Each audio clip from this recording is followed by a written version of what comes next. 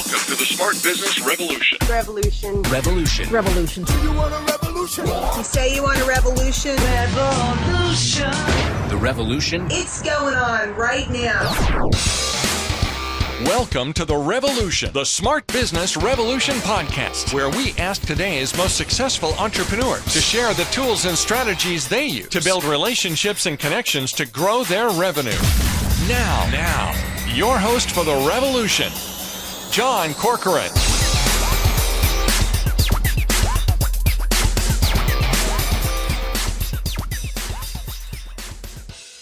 All right, welcome everyone. John Corcoran here. I am the host of this show. And if you are new, if you've never listened to this podcast before, hopefully that's not the case. But if you are new, go check out our archives. Got lots of great episodes with CEOs, founders, and entrepreneurs of all kinds of different companies. You've heard me say that spiel before. So go check them out. I'm also the co-founder of Rise 25, where we help connect B2B business owners to their ideal prospects. And my guest here today is Reb Risty. Reb and I met at a conference a couple of months ago. She's known as the Marketing REBL, REBL. It's a content marketing strategy agency that helps B2B professional services businesses to tell their story by writing and producing amazing video content for their marketing channels. She's based out of San Diego, and we're going to talk about some of the trends in video marketing today. So if you are curious about YouTube, TikTok, Instagram stories, Facebook moving video, whatever they call it, any of those sorts of things, we're going to be talking about that. But chances are you're going to watch some video, you're going to watch it today, you're going to watch it online. And if that's the case, if you have a business, especially in the B2B professional services, you should be producing something because it's a wonderful way of introducing prospects, referral partners into what you do. Of course, before we get into that, this episode brought to you by my company, Rise 25, where we help B2B businesses get clients, referrals, and strategic partnerships with Done For You podcast and content marketing. And if you want to learn more about that, go to our website, rise25.com. You can learn all about it. All right, Reb, such a pleasure to have you here today. And let's start with your entrepreneurial story. I love hearing about whether people were entrepreneurial as a kid. I know you did some lemonade stands. You had all these great little side hustles. You sold Cutco knives. Knives. I mean, for those of you who don't know, this is like some of the best entrepreneurs cut their teeth, no pun intended, using Cutco knives. It has a great sales program. So you did that. And you had all kinds of little side hustles as a kid in high school and college.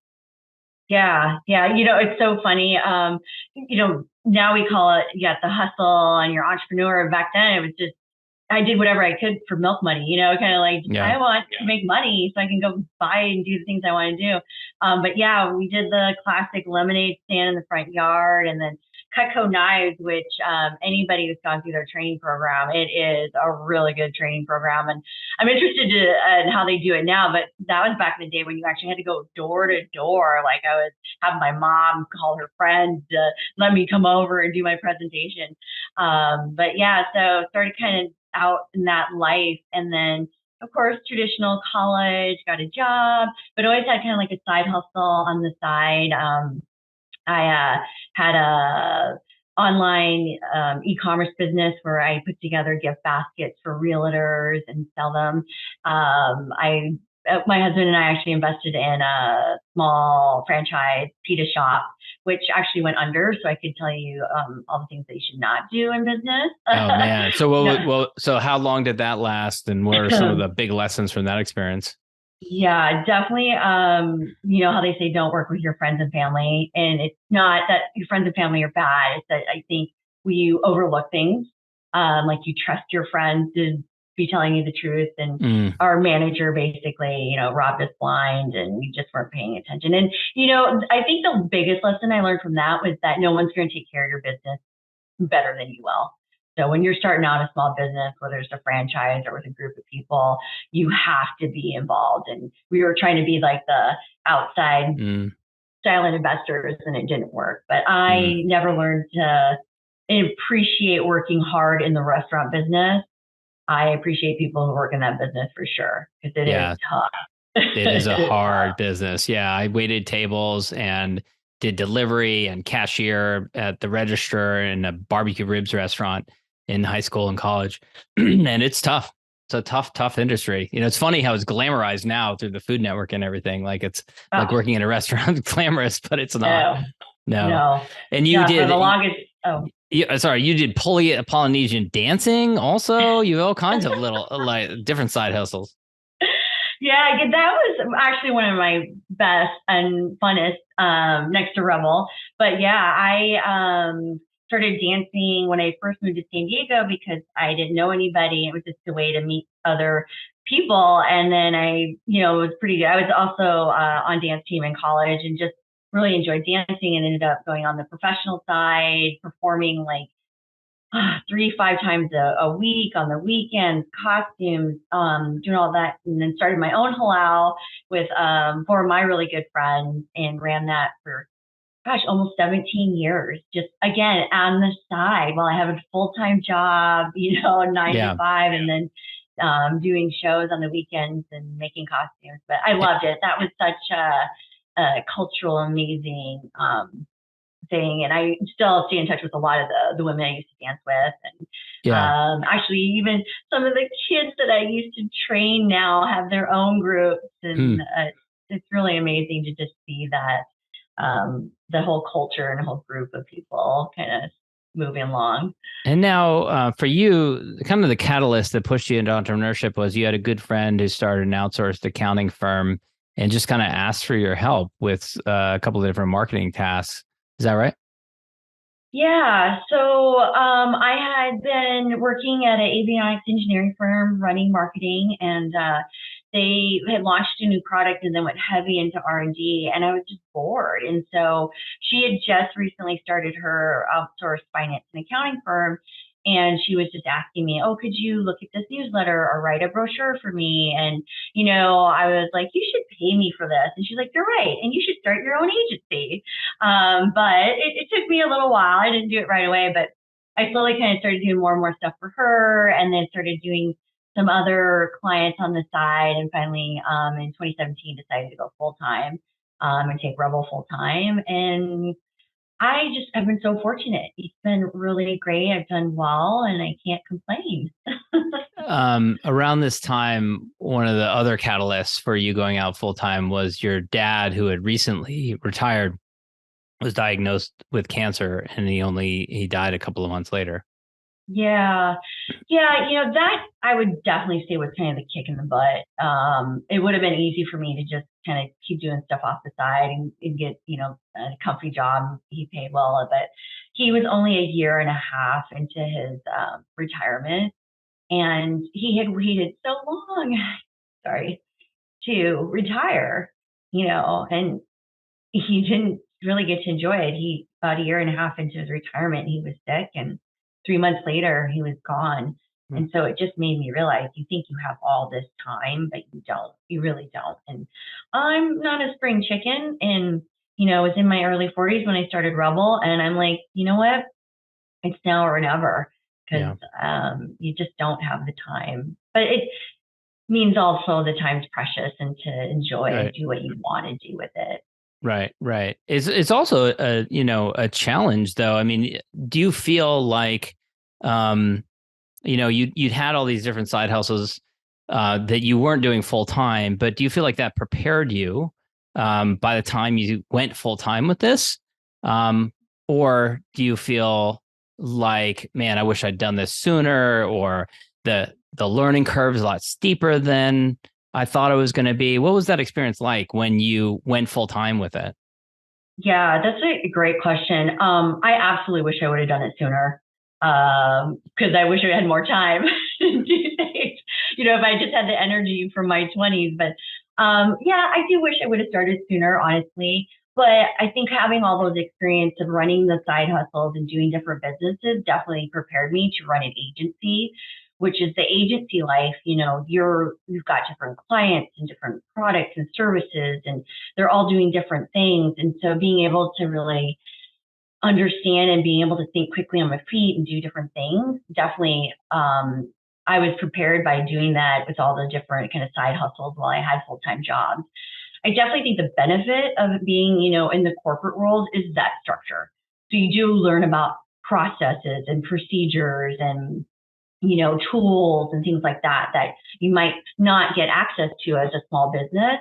So there's advantages to both, and being a consultant and then working with other firms that also work with consultants.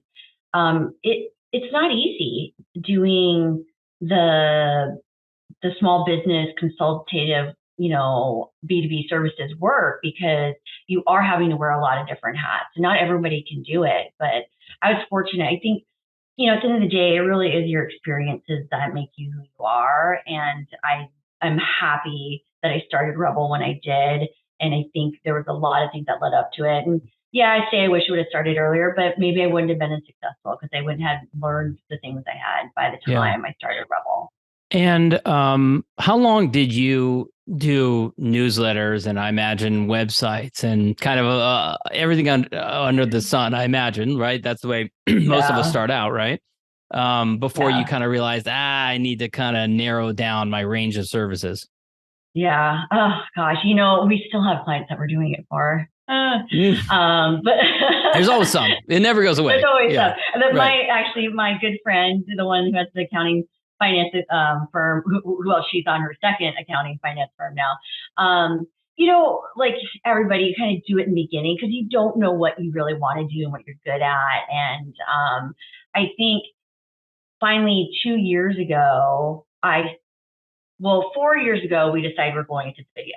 I've always been a content strategist. I come out of the HubSpot school of content, inbound marketing. And last year I got really serious. I hired a coach who put me, from Business Made Simple, and she just got us lined up, here's the plan, here's how you focus, here's how you package, and I really hadn't done those things before because it was very ad hoc and I was always making things happen. So she really said, it kind of showed us how we could focus things down, our messaging, our positioning, packaging my services in a way I never had before. It made a huge difference. And so I'm happy to say this is our first year that we're fully fledged going and positioning as a full content marketing agency, leading with video content. And we now just partner, and that's the great thing is throughout the years, I've learned and met some really great partners that can do websites and newsletters and emails and all that. And so that's really where the advantage of working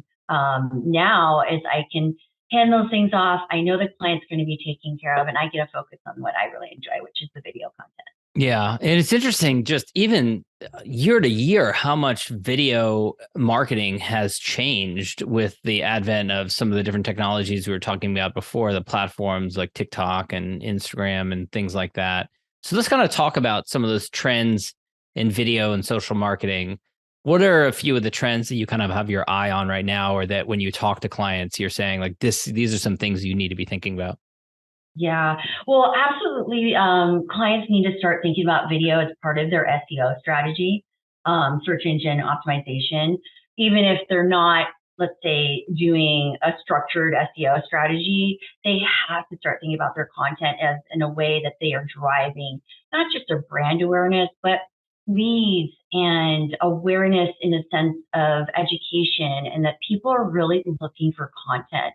And you can't think about content as something nice to have. It is something that has to be part of your marketing program. So I would say that's some of the biggest trends that in the video world and content world is SEO, keyword driven topics. And then of course we all see it, the shorts. TikTok has been a huge driver of that, of short videos. Even 60 seconds is too long in some cases. And we've seen it with YouTube, was kind of the last to follow on all the platforms. Now they're doing YouTube Shorts, although your shorts do need to be connected to longer format videos for YouTube algorithm still to pick you up. But yeah, shorts, being topic centric.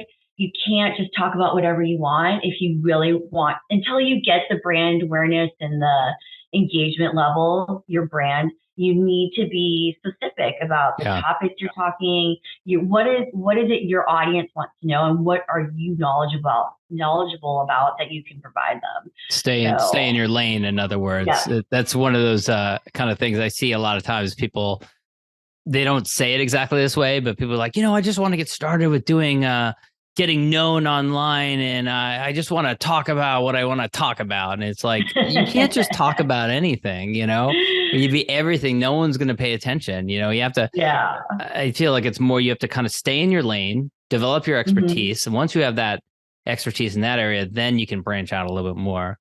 So is there a brainstorming process or something, or some process for figuring out what topics they should create videos on? I think we first just look at like, where are they knowledgeable at, and it's true today as it was many years ago. We often start with FAQs. What are your common questions you get constantly? Mm-hmm. What are you always answering the same question about? I mean, that's a great place to start. And that's usually where your customers have most questions and they're looking for information and that you know the most about. So that's a great place to start.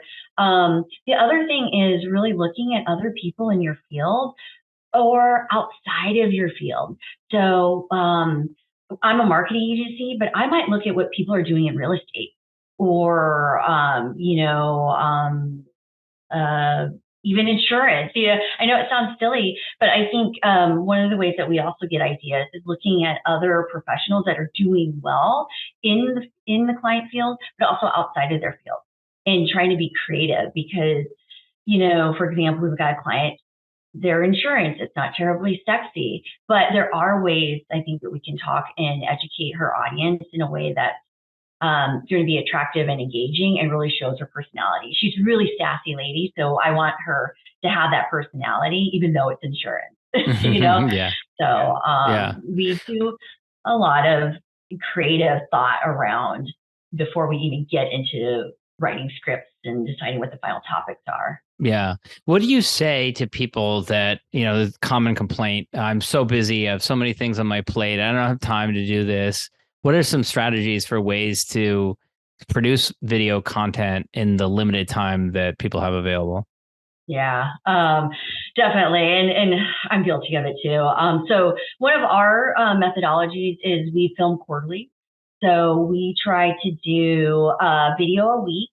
Our goal is to produce a video a week. And so we will sit down and bring a client in studio or go on site.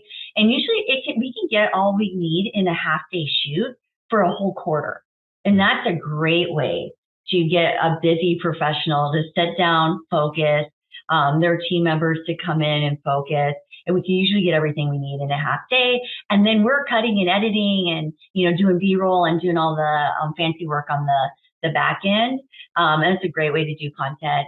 The other way is, if the owner or, executive team is too busy, find a champion within the organization. Is there somebody that can speak intelligently, that's an expert on the team, that necessarily isn't the owner, but could absolutely do a good job in providing the information, being on video? The other option is also hiring professional talent.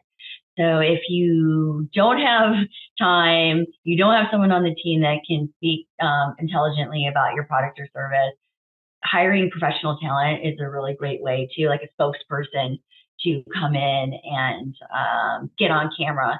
I think the key, though, you can use stock images. We've got, clients that done that, but the key is really having that person on camera. Right now, we know it when you're flipping through TikTok or Facebook or even LinkedIn, that face, that connection, having that human person speaking to your product or service is important. So I do think that's important. And then how you find that person within your team or externally. But the most important is do it. Just don't make excuses. You got to get that video content out there. Yeah. What about timeless content versus timely content? A lot of people are in industries where the news changes, might be relevant to the work that they do. What do you advise people on that as far as creating content that is maybe newsworthy in the short term, but doesn't have the long tail, the legs that, it won't be, what's the word? It won't be, evergreen, right. It won't be, like 6 months from now, people are going to look at it and they're like, oh, that's from way back then. Yeah. Oh, absolutely. And I think, that's where we really have to work closely with the client. And it has to be a client that's willing. So during COVID, my good friend and client, they provided outsourced HR services. And if you're in California, HR became super important during COVID with all the remote work and, the benefits and everything. So we were pumping out stuff like almost every day, it felt like. And so at that point, it really is just sitting down quickly. And then you just have to get raw with it. That's where you just go, no high production. Maybe it's hop on a Zoom, let's talk through a few questions really quick, or let's do a quick checklist. So although we love and lead with video, when it is more timely, it doesn't always have to be video content. It could be a checklist. It could just be something commenting on current events. It's something, though, that it does have to take a little bit of effort. Obviously, there's guidelines. You want to be careful about what you say, but that kind of content does require then the client or you to get involved and really want to know what you have to say in that timely manner, and then be willing to be raw at that point. Yeah. Now, another strategy that people employ is to take other content that they've maybe created already and to mix it in some new way. And you actually had a client, a lawyer, that had done over 70 videos, but never really pushed them out. I don't know if they were on YouTube, but they hadn't got any traction. So talk a little bit about what you did there. Yeah, actually, this is such a great example. So she came to us and she had filmed like 75 plus videos. Well, it's been featured in YEC, Young Entrepreneurs Council. So what we did, and I'm learning, it's called a marketing remix, where you're taking old content and making it new again. So she had these longer form videos that she'd done for YouTube. She's a criminal defense attorney. DUI is her specialty. So basically what we did is took her longer form videos where she's just speaking on camera and cut them down to 60 seconds or less so we can meet the platform guidelines. And we added in some B-roll. So if she was talking about a DUI, we kind of threw in some stock footage of a DUI checkpoint, or a police officer walking up. So just making it more engaging and repurposing. And, we're just getting started with her, but it's been the feedback we've gotten so far, like all of our partners, like, what's happening? Why are we seeing all these videos of you all of a sudden? What's going on?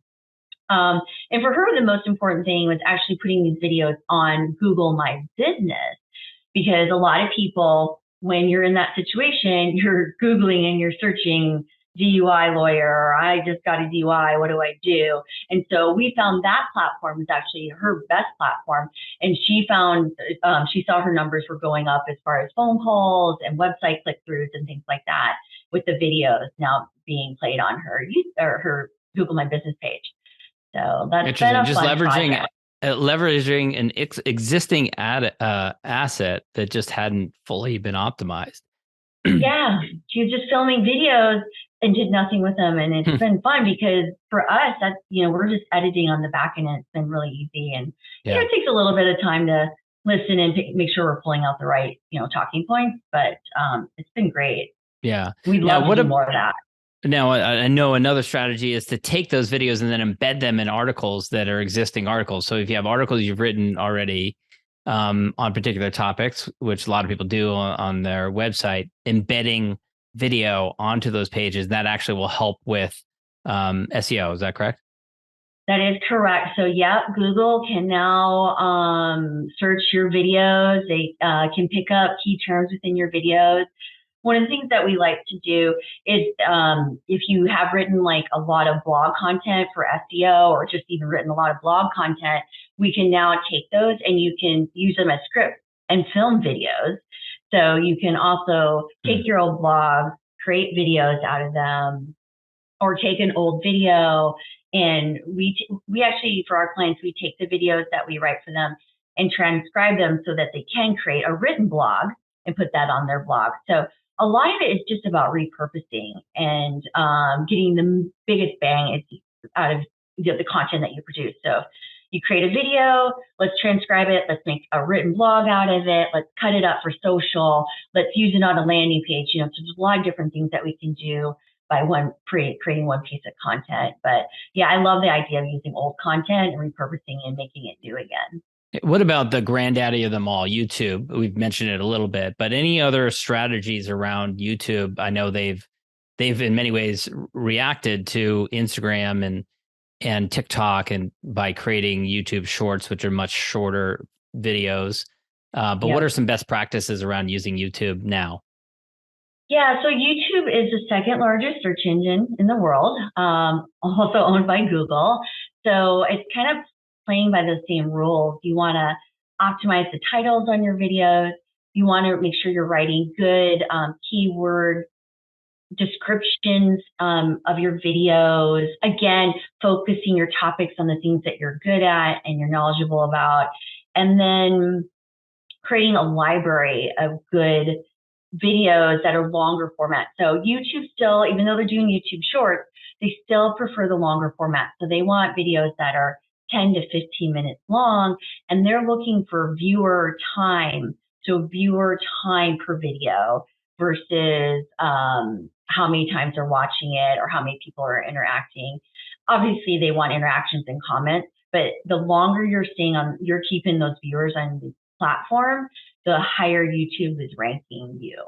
And then, of course, there's tons of technical things to do with in cards and optimizing the next roll on your videos and things like that. So it's YouTube is almost like a second website is the way I describe it. So just as much effort as you would put into your website, you'd want to start putting into YouTube channel. It really is going to help in optimizing for SEO.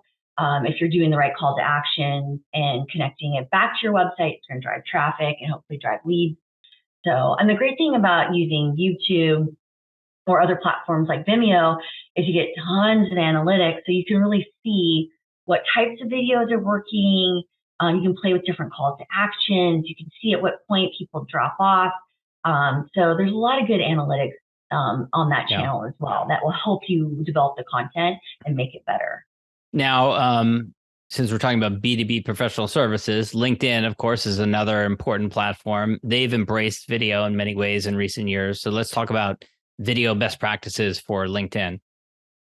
Yeah, so best practice for LinkedIn, as well as the other platforms, you can use the social media scheduling tools or post your link to YouTube. And it depends on your strategy, but they definitely prefer that you're posting your videos natively to the platform. And what that means is that you're actually posting the video file to your LinkedIn profile, not the YouTube link. So that's a little trick to know. Also so easier for the browser. Someone who's browsing on LinkedIn, they can watch it. I believe they can watch it directly if it's natively uploaded, rather than if you have to click on the link for YouTube, you get opened out into a different window. Correct. So LinkedIn will serve the YouTube video within the within the post. So you can watch them both, but you're just not getting the same algorithm bump because it's playing off of YouTube versus LinkedIn. So it's a little games that we play with the algorithms. Also, if you are going to share or post a third-party video or article, you don't want to do it within your post. You want to do it in your comments. Again, because LinkedIn wants, just like every platform, they want you to keep your eyeballs there on their platform. I will say though, LinkedIn newsletters are the hot thing this year. And I think if you're doing newsletters at all, you need to start doing LinkedIn newsletters. And this is a great way to use your written content and then embed some of the videos that you're doing as well. So I highly recommend. We actually will be doing our first LinkedIn newsletter next week. And we're recommending all our clients do it as well. So that's definitely something that's hot. And, like everything has a short window. So I think this is the year, if you're going to do it, do LinkedIn newsletters. Yeah. Well, Reb, this has been great. Any final thoughts on video best practices right now? I do think the days of holding your camera up and talking about whatever you want is gone. Sorry. Sorry to say it. Especially if you're in the B2B professional services space, you do have to have a certain level of professionalism. So I highly recommend, you don't always have to have a professional videographer, but script out what you're going to do. You know, as you said, John, I liked it. Stay in your lane with the topic. I do think get a good editor. Don't do the editing yourself. You know, just pay for the editor. So that can be so time consuming. It seems like such a simple solution. Like, oh, I'll just edit this myself. 19 hours later, you haven't figured out how to do like simple things, right? I know. So I highly recommend get an editor. Obviously, not just boast ourselves, but if it's not an agency, work with somebody who gets social. You have to be creating content for social. Social is really powerful. You can't ignore it anymore. So you got to be creating those videos for social. And then YouTube is its own beast. But if you do go into YouTube, own it, treat it like another website. And I just can't express enough. Content is huge this year. Video is leading the charge. So you've got to figure it out, work with somebody who knows what they're doing, and, you know, enjoy it. It's a little painful in the beginning, but I promise you it gets better. And as we talked about, if you don't want to be on camera, find someone who does, because it will be worth it. Yeah. And then my final question is my gratitude question. So I'm a big fan of gratitude, especially expressing gratitude to people who've helped you along the way, especially peers or contemporaries. You mentioned your friend who started the outsourced accounting firm and kind of gave you the kick in the butt that you needed in order to get started. But who would you acknowledge? Yeah.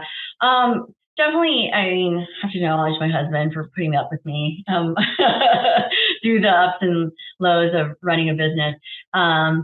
You know, I guess I do have to say my good friend and client, I've been with her for 9 years.